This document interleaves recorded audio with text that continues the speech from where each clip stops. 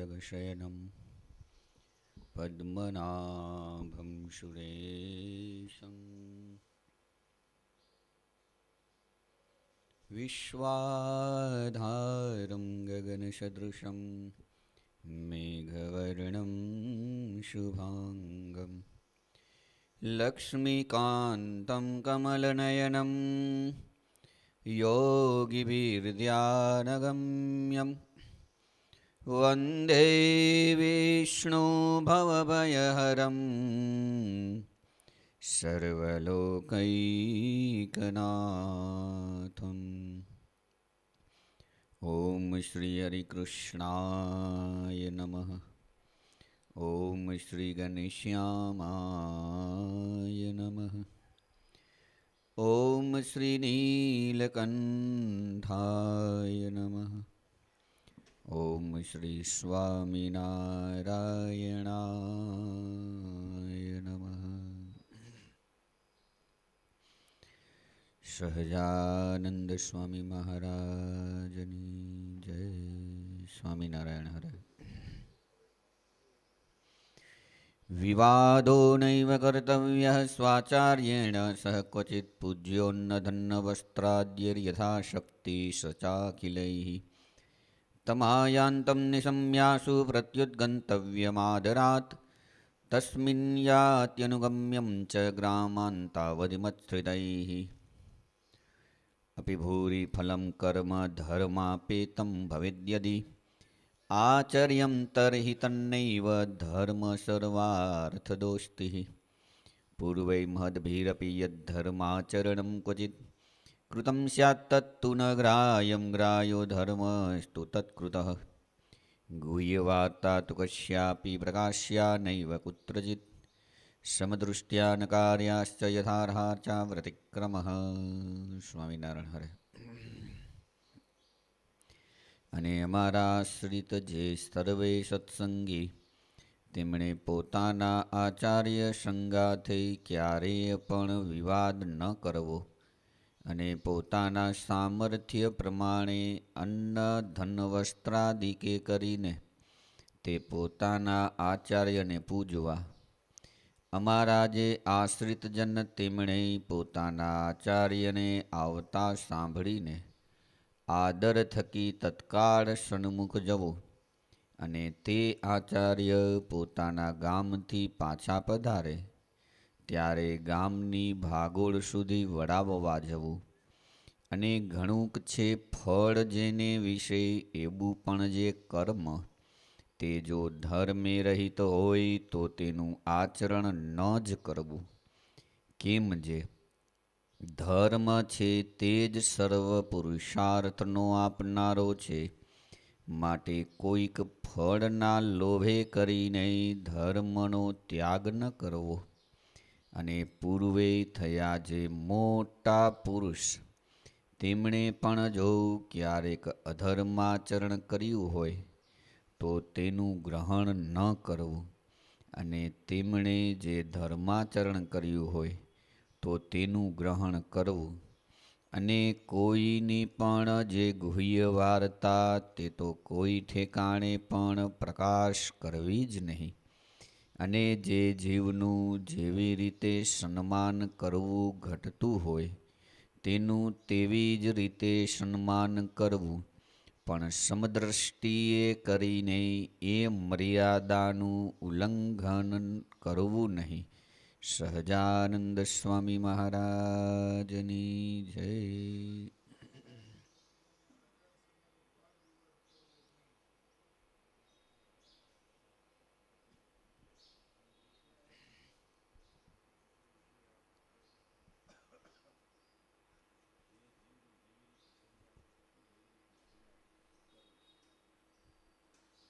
મર્યાદાનું ઉલ્લંઘન ન કરવું. નથી થતું ને. ઉલ્લંઘન થાય તો બેયને દુઃખ થાય. પોતાને દુઃખ થાય અને જેની મર્યાદા લોપી હોય એને પણ દુઃખ થાય.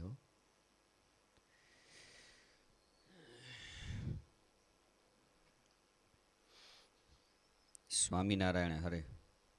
પરથારો આજે મહારાજની મૂર્તિનું ધ્યાન છે. હો, ધ્યાન કરતા આવડે? કરોરા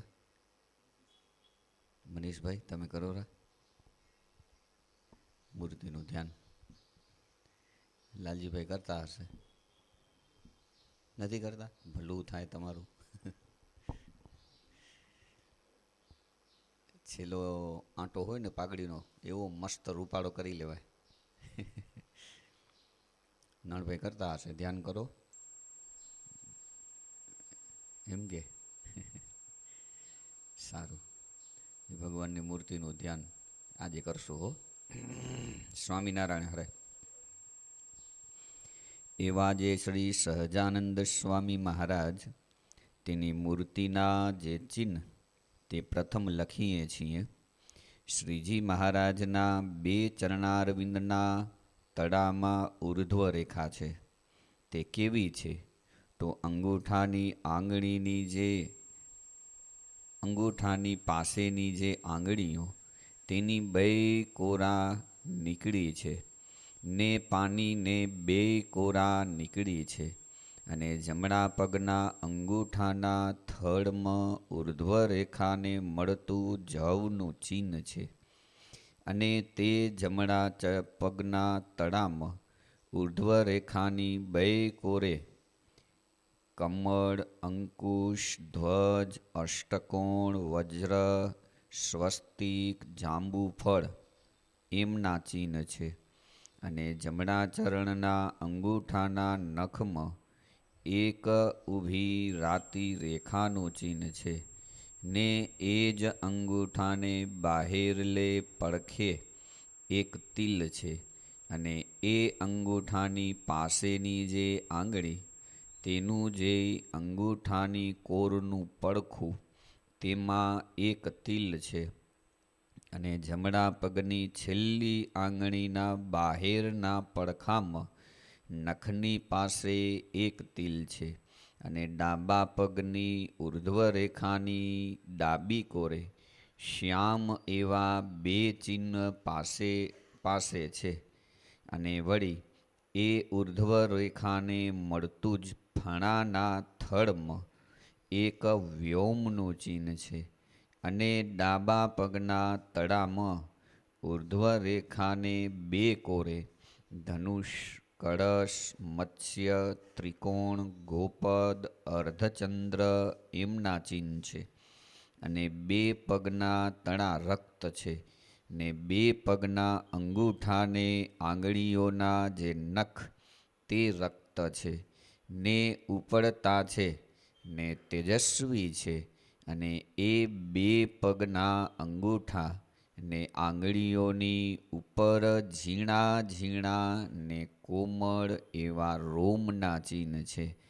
અને બે પગના અંગૂઠા ને તેની પાસેની બે આંગળીઓ, તે ઉપર ચાખડીના ઘસારાના ચિહ્ન છે. અને બે પગની જે બાહેરની ઘૂંટીઓ ને તેથી હેઠે આસનના ઘસારાના ચિહ્ન છે. અને જમણા પગની ઘૂંટીથી 5 તસુ ઊંચો નળીને ઉપર એક નાનો તિલ છે. અને એ પગના સાથળને બાહેરલી કોરે એક મોટું ચિહ્ન છે. અને ડાબા પગની ઘૂંટીથી 5 તસુ ઊંચો નળીને ઉપર એક મોટો તિલ છે. ને તેથી ઉપર પાસે જ એક નાનો તિલ છે. અને તે પગના ઢીંચણને બાહેરલે પડખે એક ચિહ્ન છે. અને કટીભાગને વિશે બે કોરે ધોતિયું પહેર્યાના ઘસારાના શ્યામ ચિહ્ન છે. અને સદા શીતળ એવું જે ઉદર, તે ઉપર ત્રિવડી પડે છે. અને ઊંડી ને ઘોળ એવી જે નાભી, તેની બે કોરે તિલ છે. તેમાં જમણી કોરે તો નાભીના કાંઠા ઉપર છે. ને ડાબી કોરે તો નાભીથી જરાક છેટે છે, અને જમણી કૂખમાં એક મોટો તિલ છે, ને તેની પાસે બીજો નાનો તિલ છે, અને નાભીથી ઉપર બે તસુ ને છેટે 3 તિલ છે. તેમાં 2 નળીની ઉપર એક એક છે, અને એક વચ્ચે છે. અને તે વચલા તિલથી 2 તસુ ઉપર એક તિલ છે.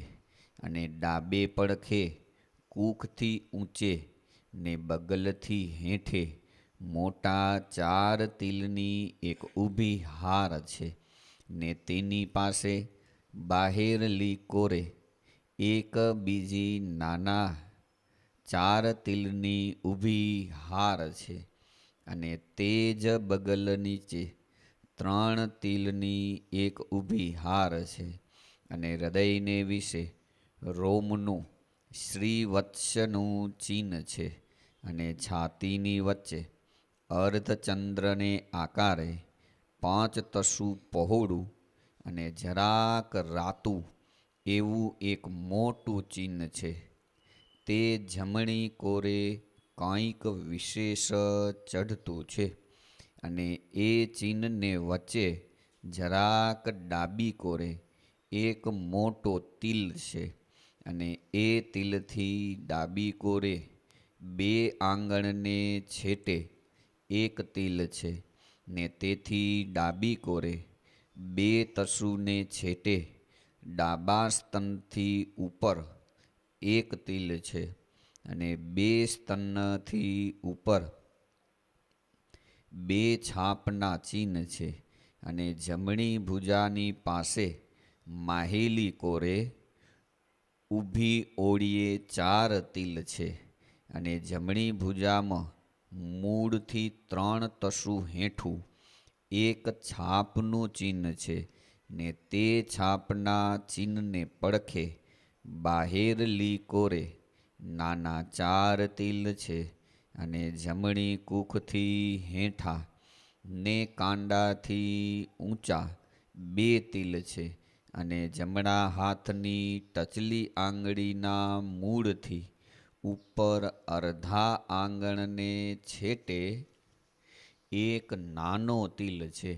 અને ડાબી ભુજાના મૂળથી 3 તસુ હેઠું એક છાપનું ચિહ્ન છે, અને ડાબી કૂખથી 2 તસુ હેઠો હાથને ઉપલે ભાગે એક તિલ છે. અને ડાબા હાથના અંગૂઠા પાસેની જે આંગળી તથા વચલી આંગળી એ બેની વચ્ચે એક તિલ છે, અને એ અંગૂઠા પાસેની આંગળીના નખની પાસે માહેલી કોરે એક નાનો તિલ છે. અને ડાબા હાથના પોચા ઉપર એક તિલ છે, અને 2 હાથના જે નખ તે રક્ત છે, ને ઉપડતા છે, ને તેજસ્વી છે.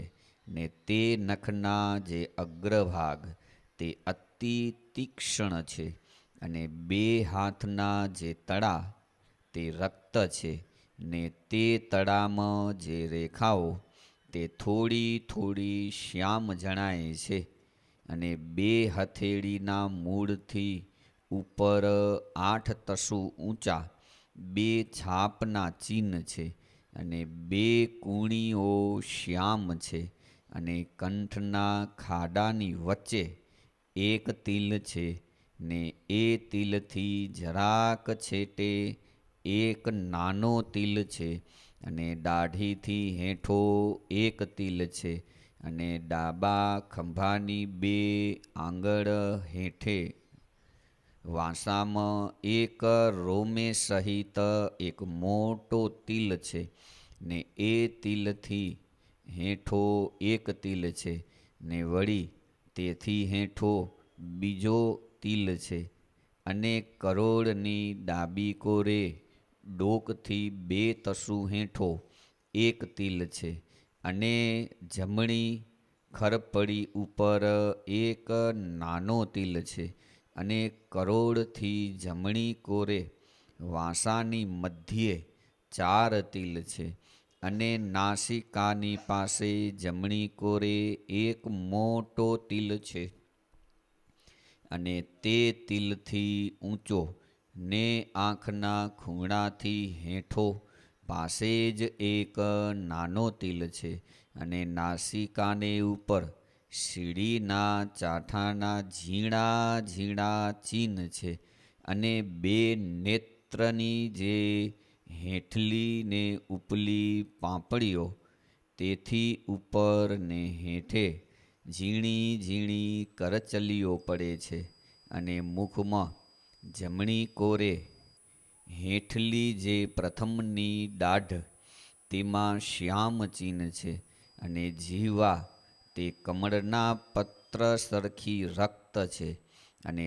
તે જીભની ઉપર શ્યામ ચિહ્ન છે, અને ડાબા કાનને માહેલી કોરે શ્યામ બિંદુનું ચિહ્ન છે, અને વિશાળ ને ઉપડતું એવું જે લલાટ તેને વિશે તિલકને આકારે ઊભી 2 રેખા છે, અને વળી લલાટને વિશે જમણી કોરે કેસથી હેઠું એક ચિહ્ન છે, અને જમણા કાનની બુટી ઉપર એક નાનો તિલ છે, અને તાળવાની ઉપર એક મોટો તિલ છે, અને શિખાથી આગળ સમીપે એક તિલ છે, અને શિખાથી પછવાડે જમણી કોરે 3 તિલ છે, અને એ વિના બીજા પણ ઝીણા ઝીણા તિલ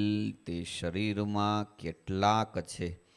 અને શ્રીજી મહારાજની જે મૂર્તિ તે અતિશય રૂપ ને સુંદરતા ને મધુરતા તેણે યુક્ત છે, અને તે મૂર્તિ પુષ્ટ છે ને અતિશય શોભાયમાન છે, અને તે મૂર્તિના દર્શનને કરનારા જે ભક્તજન તેમના મનને ને નેત્રને હરી લે એવી તે મૂર્તિ છે, અને તે મૂર્તિ ઘનશ્યામ છે ને શાંત સ્વભાવે યુક્ત છે, અને દુર્ગપત્તનને વિશે શ્રી ગોપીનાથની મૂર્તિ જેટલી ઊંચી છે તેટલી જ શ્રીજી મહારાજની મૂર્તિ ઊંચી છે, અને શ્રીજી મહારાજની મૂર્તિના જે કરચરણ આદિક સર્વે અંગ તે સામુદ્રિક શાસ્ત્રમાં જેવા કહ્યા છે તેવા છે, એવી રીતે શ્રીજી મહારાજની મૂર્તિના જે ચિહ્ન તે પોતાની સ્મૃતિને અનુસારે લખ્યા છે. સહજાનંદ સ્વામી મહારાજની જય. થઈ ગયું ધ્યાન? સમજાઈ જતું તું? હે ખરપડી ને પડખે ને તસુ ને ધ્યાન કરતા હોય ને એને બધું જ આમ દેખાય, આમ તાદૃશ્ય દેખાય, જેવું વર્ણન થતું જાય એવું દેખાતું જાય. મહારાજની મૂર્તિ એમ ને એમ નખથી શિખા સુધી સંપૂર્ણ મૂર્તિના દર્શન થતા જાય. હો, ધ્યાન કરવાથી શું થાય? હે વાસના બળે. હો, ધ્યાન કરીએ તો જગતથી દૂર થઈએ અને ભગવાનમાં જોડાઈએ, એટલે સુખ થાય, આનંદ થાય. જેવો આનંદ ક્યાંય નથી એવો આનંદ થાય. ચેષ્ટામાં રોજ બોલીએ ને કે એ જે ભગવાનના ચરણની અંદર 16 ચિહ્ન છે એનું ધ્યાન કરીએ તો નાશ પામે કામવાલા. ધ્યાન કરવાથી શું થાય? અંતઃશત્રુઓ છે ને એ જીતાય છે, પણ અભ્યાસ કરવો પડે. અભ્યાસ વિના કાંઈ ન થાય. ગઈકાલે આવ્યું હતું ને ભગવાનનું ધ્યાન કરવું, સતત એમાં અભ્યાસ રાખવો પડે. વાતો સાંભળીએ અને એક દિવસ કે 2 દિવસ કે અઠવાડિયું ચાલે અને પછી ધ્યાન કરવાનું મૂકી દઈએ તો કાંઈ ન થાય. બાળક હોય એ અભ્યાસ કરવા બેસે, જ્યાં સુધી એ માસ્ટર ન થાય ત્યાં સુધી અભ્યાસ એનો સતત રાખવો પડે. પછી કોઈ પણ ફિલ્ડમાં હોય, પછી ડૉક્ટરી હોય, એડવોકેટ હોય, કે પછી ન્યાયાધીશ થવું હોય તો એ હોય, પછી કોઈક મોટા અધિકારીઓ થતા હોય, તો સતત એમાં પુરુષાર્થ કરવો પડે હો. પુરુષાર્થ વિના સિદ્ધિ પ્રાપ્ત થતી નથી. એટલે ધ્યાન કરવું, ભગવાનની મૂર્તિનું ધ્યાન કરવું. ધ્યાન કરીએ એના પહેલાં થોડીક સમજણ જોઈએ જીવનની અંદર. સમજણ વિના કાંઈ ન થાય. સમજણ વિના જો ધ્યાન કરવા બેસીને તો ધ્યાન આપણું ભગવાનની મૂર્તિમાં ન લાગે. એટલે સમજણ જીવનમાં જોઈએ, વિવેક જોઈએ, વિવેક હો. વિવેક વિના કાંઈ ન થાય. કેવી સમજણ જોઈએ, કેવો વિવેક જોઈએ? થોડી નાની વાતો વચનામૃતના માધ્યમથી આપણે થોડી વિચારશું. સ્વામિનારાયણ ભગવાન વચનામૃતની અંદર સરસ વાત કરી છે. આજનું વચનામૃત છે એ કયું છે? 6ઠું વચનામૃત. સ્વામિનારાયણ હરે.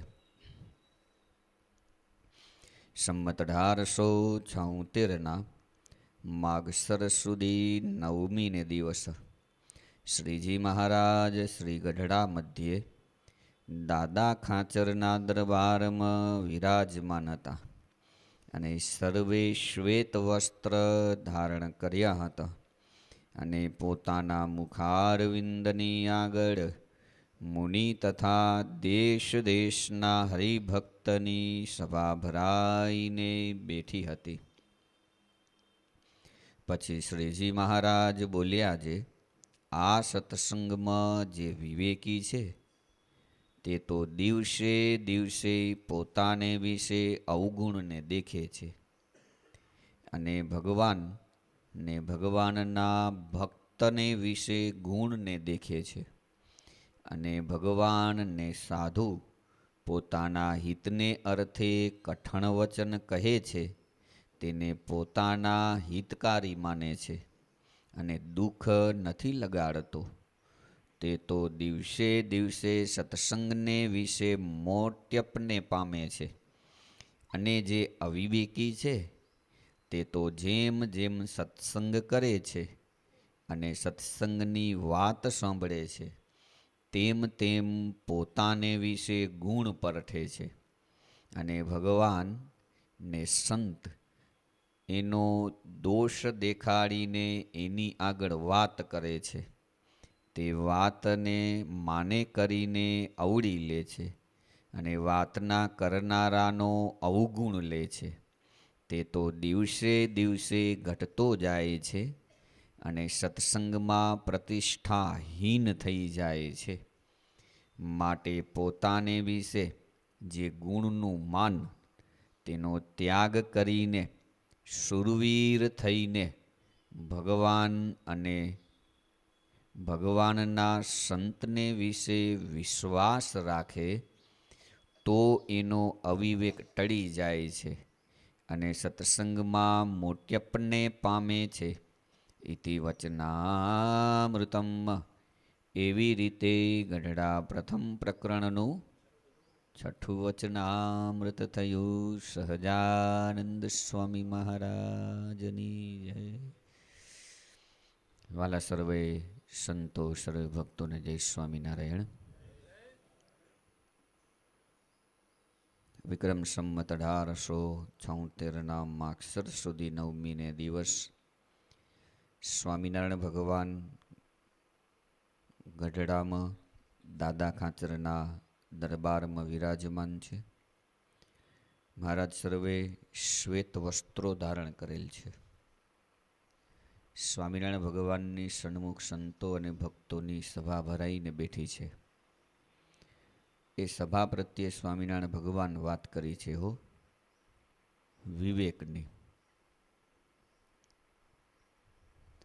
મહારાજ કહે છે કે આ સત્સંગમાં જે વિવેકી હોય છે એ વિવેકી પોતાનો અવગુણ દેખે. હો, આપણે કેનો અવગુણ દેખી રહ્યા? આપણે પોતાને વિચારવાનું, ભગત કોનો અવગુણ દેખાય? પોતાનો કે પારકાનો? પારકા કોઈ છે નહીં, છે બધા આપણા જ છે. હે, શું કહો છો? હે, આપણા જેને નથી તો પોતાના હોય એનો અવગુણ આવે? પોતાના છે એનો અવગુણ આવે રો તો એ કેટલો મોટો અવિવેક કહેવાય.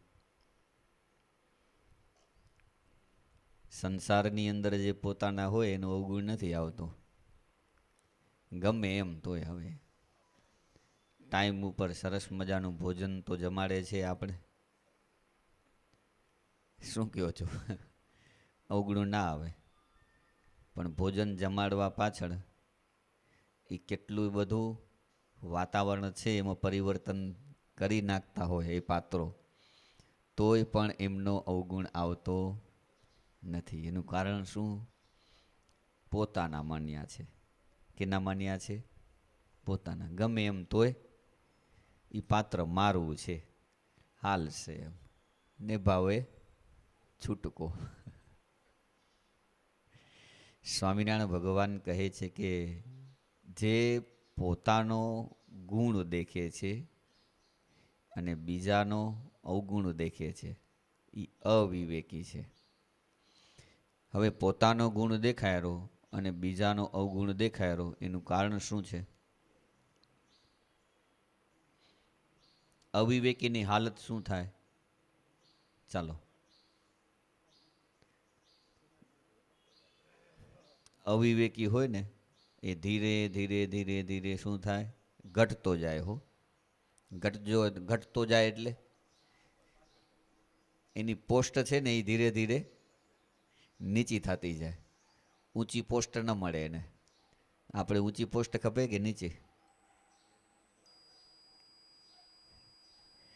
અવિવેકી હોય એ ધીરે ધીરે દૂર થતો જાય. ચાલો, સાદી અને સિમ્પલ ભાષામાં સત્સંગથી, ભગવાનથી અને સંતથી જે અવિવેકી છે એ દિવસે ને દિવસે દૂર દૂર દૂર થતો જાય. શરીરે કરીને, વ્યવહારે કરીને આવતો હોય, પણ એનું અંતર છે એ ઘણું બધું દૂર થઈ ગયું હોય. કાંઈ લાગે વર્ગે નહીં, ખાલી આવે તોય ઠીક છે, રે છે, સારું છે. આંતરિક સંબંધ નહીં, જે અવિવેકી છે. આવો આંતરિક સંબંધનો જે નાતો છે એ નાતો તૂટી જાય એનું કારણ અવગુણ દેખાય છે સામે. પોતાનો ગુણ દેખાય છે અને સામેવાળા ભગવાન હોય, સંત હોય, ભગવાનના ભક્ત હોય, એની શારીરિક ક્રિયા અથવા તો એમના વચનો સાંભળી અને અવગુણ આવી જાય. એ અવગુણ રૂપી વાયરસને કારણે એનો જે અંતરનો કોન્ટેક હતો એ કોન્ટેક તૂટી જાય છે. હવે કોન્ટેક તૂટે એટલે એ વ્યક્તિ ધીરે ધીરે ધીરે ધીરે દૂર થઈ જાય. બસ પછી એને કાંઈ લેવા દેવા ન હોય. આપણી સાથે મોબાઈલમાં જેમનો કોન્ટેક હોય એને ક્યારેક વળી ફોન કરીએ ત્યારે ખબર પડે, અને ક્યારેક એમનો ફોન આવે ત્યારે ખબર પડે કે આ ભાઈ છે એમ.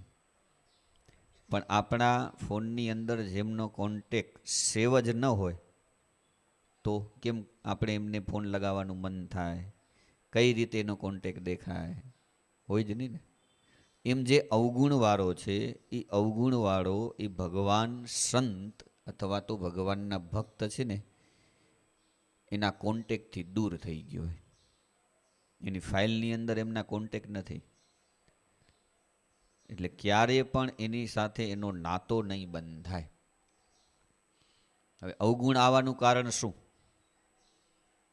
મન. અવગુણ આવવાનું કારણ મન છે. સ્વામિનારાયણ ભગવાન કહે છે કે પોતાના ગુણનું મન આવે છે. પોતાના ગુણના મને કરીને એ પોતાને એ મોટો માને છે, જે અવિવેકી છે.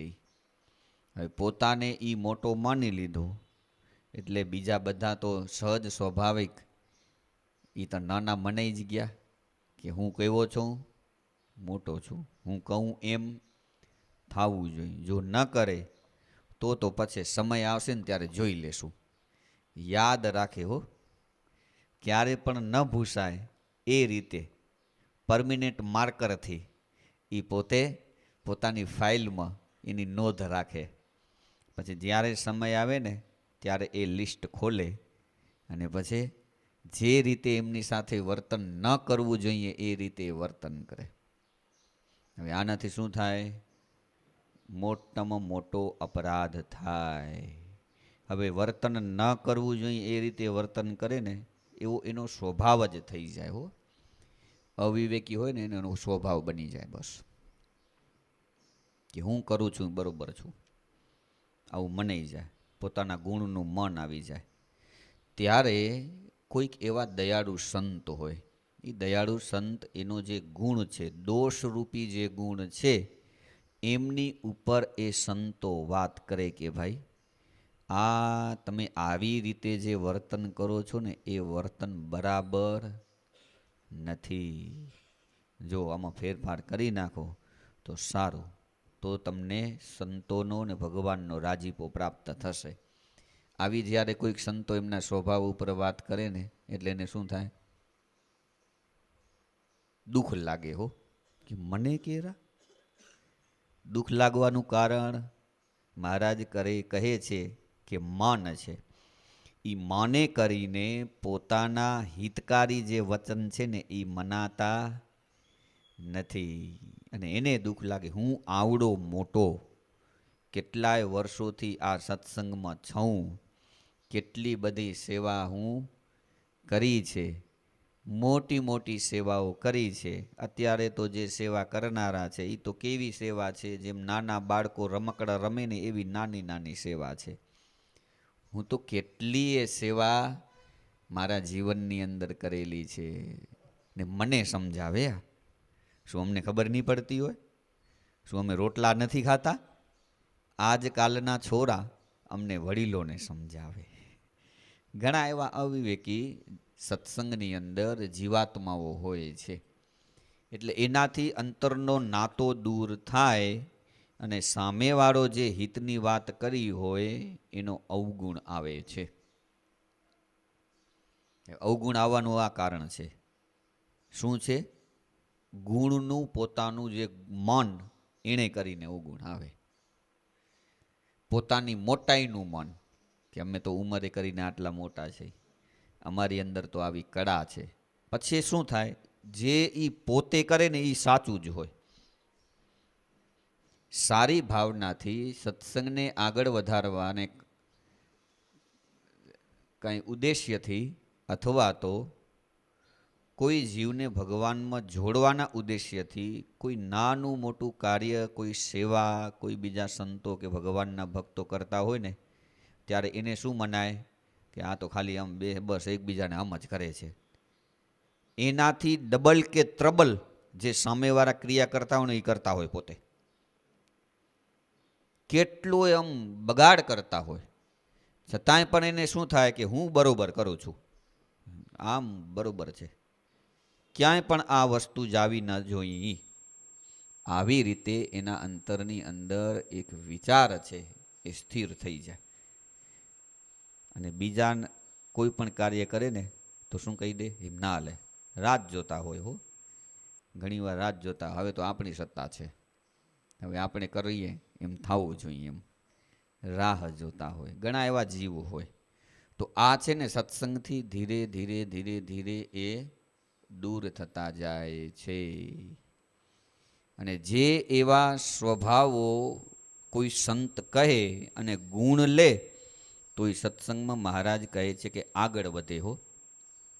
શિવલાલ શેઠ હતા, ક્યાં ના હતા? જુનાગઢની અંદર આવ્યા હતા. કોઈક નાના સંત કથા વાંચતા હશે અને નાની સરખી ટેવ હતી, એટલે સોપારી ચાવી એટલો અવાજ તો આવે ને, અને તે વખતે તો આવી સગવડ નહીં, કે માઇક હોય અને ડિસ્ટર્બ ન થાય. અત્યારે તો સાવ નાનામાં નાનો તે વખતે અવાજ થતો હોય તોય ડિસ્ટર્બ થાય. અત્યારે જો બેન્ડ બાજા દરરોજ વાગે, ન વાગે તોય પણ કોઈકને ડિસ્ટર્બ થાય કે સમય થાય ને આ ચાલુ થાય. પણ આ તો સોપારીનો કટકો, હવે એનો અવાજ આવે એટલે સંત હતા જે કથા વાંચનારા હતા એ મારા જેવા નવા જ હશે એટલે એમને થોડુંક ડિસ્ટર્બ થવા લાગ્યું. એટલે સંતના મુખમાંથી સહેજે કહેવાઈ ગયું. શું કહેવાઈ ગયું? કે આ સભાની અંદર કોણ છે એ એટલે ભગત તઈ સમજી ગયા. એટલે તરત જ ઊભા થઈ બહાર જઈ કોગળો કરી અને પાછા સભામાં આવી અને બેસી ગયા શાંતિથી. મુખ ઉપર જરાય પણ ઉદાસીનતા નહીં, નહીં ક્રોધ, અંતરની અંદર તો રાજી અને હસતા જ હસતા એ ભગવાનની કથા સાંભળતા જાય કે વાહ વાહ વાહ, કેવી સરસ કથા વાંચે છે આ સંત, કેવી સરસ મજાની કથા વાંચે છે આ સંત. કથા પૂરી થઈને એટલે ગુણાતીતાનંદ સ્વામી એ નાના સંતને બોલાવ્યા. સંતને બોલાવ્યા અને કહ્યું, જો સાધુ મહારાજ કથા કરો છો સારું છે, પણ થોડો વિવેક રાખવો જોઈએ વાણીમાં. જો એ જે માણસ હતા હરિભગત હતા એમને તમે ઓળખતા હતા? ના સામે ઓળખતો નહોતો હો. તો ઓળખ્યા પારખ્યા વગર કાંઈ પણ વચન મુખમાંથી બોલાય નહીં. તમને એટલી ખબર છે કે નથી ખબર? અને આ જ ભલામણ ગુણાતીતાનંદ સ્વામી કરતા હતા. તે જ સમયે શિવલાલ શેઠ છે ને દર્શન કરવા માટે આવ્યા. એટલે શિવલાલ શેઠ પણ આ ચર્ચા થોડી સાંભળી એટલે તરત જ ગુણાતીતાનંદ સ્વામીને પગે લાગ્યા. બાજુમાં જે સંત હતા એને પગે લાગ્યા અને ગુણાતીતાનંદ સ્વામીને કહે, સ્વામી તમે આને વટજો નહીં હો. ગુણાતીતાનંદ સ્વામી જોતા રહી ગયા. ગુણાતીતાનંદ સ્વામી કે કેમ? ના સ્વામી, આ સંત છે ને મારા સાચા હિતકારી છે. આ સંત મને વઢીને કીધું કારણ કે આ સંતે મને પોતાના માન્યા છે ને આ સંતને મને છેટ ભગવાન સુધી પહોંચાડવાની ઈચ્છા છે એટલે મને વઢીને આ સંતે કહ્યું. નહીં તો સ્વામી આવા કપરા સમયની અંદર જે મોટા કહેવાતા હોય એને વઢી કોણ શકે? એને કોઈ વઢી શકે? એવા મોટાને મોટા સંતો પણ ન વઢી શકે. એને પણ ડર લાગે કે કેવું લેશે, સવડું લેશે કે ઊંધું લેશે. સ્વામી હું કેવો ભાગ્યશાળી કે મને આવા સંત છે એ વઢીને ટકોરીને મારી અંદર જે સ્વભાવ છે એ સ્વભાવ કાઢવા માટે પ્રયત્ન કરે છે. ત્યારે ગુણાતીતાનંદ સ્વામી પણ આમ રાજી થઈ ગયા. ઓહો, આટલા મોટા માણસ હોવા છતાંય પણ એની સમજણ કેટલી મોટી! જેટલા એ મોટા છે એનાથી પણ અનંત ઘણી મોટી એની સમજણ છે. આવા જે હોય ને એ સત્સંગથી ક્યારેય પણ દૂર થાય નહીં. અને જેને અવગુણ લેવાનો સ્વભાવ હોય ને એ તો ક્યાંય ખોવાઈ જાય કાંઈ નક્કી ન હોય. ઓલા ગામમાં સંતો ગયા હતા અને કરશન ભગત ને સંતોએ કહ્યું કે ભગત વરસાદનો સમય છે અને તમારા પગ છે ને જરાક માટીવાળા છે, જરાક ધોઈને આવો તો સારું, તો આ મોદ છે ને બગડે નહીં. એટલે એ ભગત છે એ ધોવા ગયા પાછા આવ્યા જ નહીં. સંતોએ કહ્યું કે ઓલા ભગત ક્યાં ગયા? સ્વામી એ તો પગ ધોવા ગયા છે. પછી સંતો દયા કરી એમની વાડીએ ગયા. વાડી જઈ એમને સમજાવ્યા કે ભાઈ આ તો એક વ્યવસ્થા છે ને વ્યવસ્થા બગડે નહીં એના માટે તમને પ્રેમથી વાત કરી હતી. તમે હાલો સત્સંગમાં, ચાલો બીજી વખત નહીં કહીએ, બસ આવો ભગવાનની કથા અને સાંભળો. હા સ્વામી આવું છું, પગ ધોઈ ને આવું છું. હજી એ ભગતના પગ ધોવાણા કે ન ધોવાણા એ તો ભગવાનને ખબર હો. મારી મોદ હું મારા ખર્ચે આપેલી અને એ બગડી જાય એની ચિંતા તમને શું છે? બસ પોતાપણાનો એને અહંકાર આવી ગયો અને સત્સંગથી દૂર થઈ ગયા. એટલે મહારાજ કહે છે કે અવગુણ લેવાનો સ્વભાવ હોય ને તો પોતાનો અવગુણ લેવો, પણ સામે ભગવાનના ભક્તો કે સંતો એમનો અવગુણ લેવો નહીં. હવે પોતાના અવગુણ લેવાને માટે શું કરવું? તો સહજાનંદ સ્વામી કહે છે કે જે પોતાને વિશે ગુણનું માન છે ને, એ ગુણના માનનો ત્યાગ કરવો. જો ગુણનું માન છે એ માન છૂટ્યું તો સત્સંગમાં આગળ વધવાની શુરવીરતા આવશે ને માર્ગ ખુલ્લો થશે. પછી મહારાજ કહે છે કે શુરવીર થઈ ભગવાન અને ભગવાનના સંતને વિશે વિશ્વાસ રાખવો, એ જેમ કહે તેમ કરવું, તો અવિવેક છે એ અવિવેક ટળી જશે અને સત્સંગમાં એ મોટપને પામશે. સહજાનંદ સ્વામી મહારાજની જય. શ્રીપતિમ શ્રીધરમ સર્વદેવેશ્વરમ ભક્તિધર માધવમ કેશવમ કામદમ કારણમ સ્વામિનારાયણમ નીલકંઠમ ભજે. સહજાનંદ સ્વામી મહારાજની જય. कहाँ कहो हरि करुणा तेरी, कहाँ कहो हरि करुणा तेरी. पशु मिटाई मनुष्य मोह कीनो, तुम पशु मिटाई मनुष्य मोह कीनो.